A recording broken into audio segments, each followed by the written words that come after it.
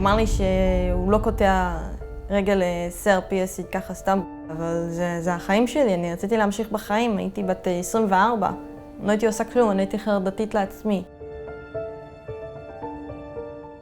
עברתי תאונת דרכים, נדרסתי כהולכת רגל בזמן תפקיד, הקרסול שלי התרסק, עשיתי ניתוח פלטינות ב-27/10/2021, עברתי את התאונה. שבוע אחרי זה עברתי את הניתוח של הפלטינות, ושבועיים אחרי זה התחילו לי כל מיני תחושות מוזרות כאלה של שריפה וחשמולים, עקצוצים.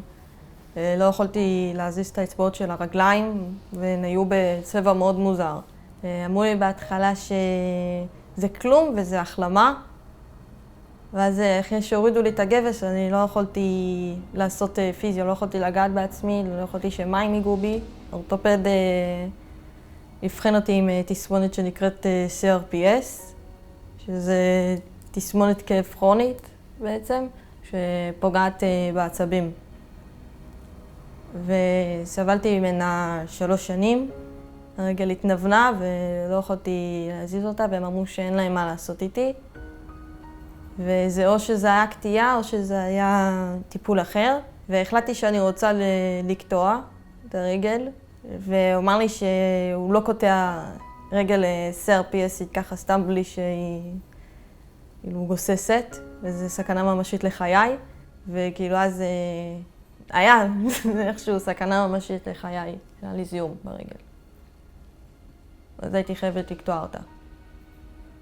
זו החלטה לא פשוטה, אבל זה החיים שלי, אני רציתי להמשיך בחיים, הייתי בת 24, להמשיך לחיות ולא להיתקע במקום. לא הייתי עושה כלום, אני הייתי חרדתית לעצמי. מאוד פחדתי בהתחלה, היה לי פנטום מאוד חזק. אני פחדתי שה-CRPS חזר, זה מאוד מבהיל. גם הייתי מרגישה מאוד לבד מבחינה שאף אחד לא היה שם כאילו לתת לי טיפים. חשבתי שאני אהיה כל היום על כיסא. חשבתי שאני לא אוכל להיות בן אדם נורמלי, כאילו יותר, שאני לא אוכל לעשות כל מיני דברים. והיה מאוד מרגש, כאילו פתאום לעמוד על 2 רגליים, אבל זה גם היה מוזר. פתאום שאני יכולה ללכת אחרי כמעט 3 שנים שלא יכולתי לתפקד עם הרגל שלי. אני רציתי להיות כמו שהייתי לפני. לפחות באיזה 100%. לא, אם לא 100%, אז לנסות לפחות. אני עושה אופני יד בבית הלוחם, התחרתי כבר במרתון תל אביב. זכיתי מקום ראשון במקצה נשים, באופני ידיים. ספורט תמיד עניין אותי, עוד לפני הפציעה הייתי טריאתלטית. אני ממליצה לעשות בגלל השירות שאשרף נותן. המקום הכי טוב, אין מה. נוחות עם הפרוטזה, אני בכלל לא מרגישה אותה, בכלל. לא לוחץ, לא כואב, לא מפריע לי במהלך החיים. יכולה לעשות הכל. אני יכולה להגיד שהלכתי איתה לים והיה בסדר. עשיתי את ההחלקה על הקרח וגם היה בסדר.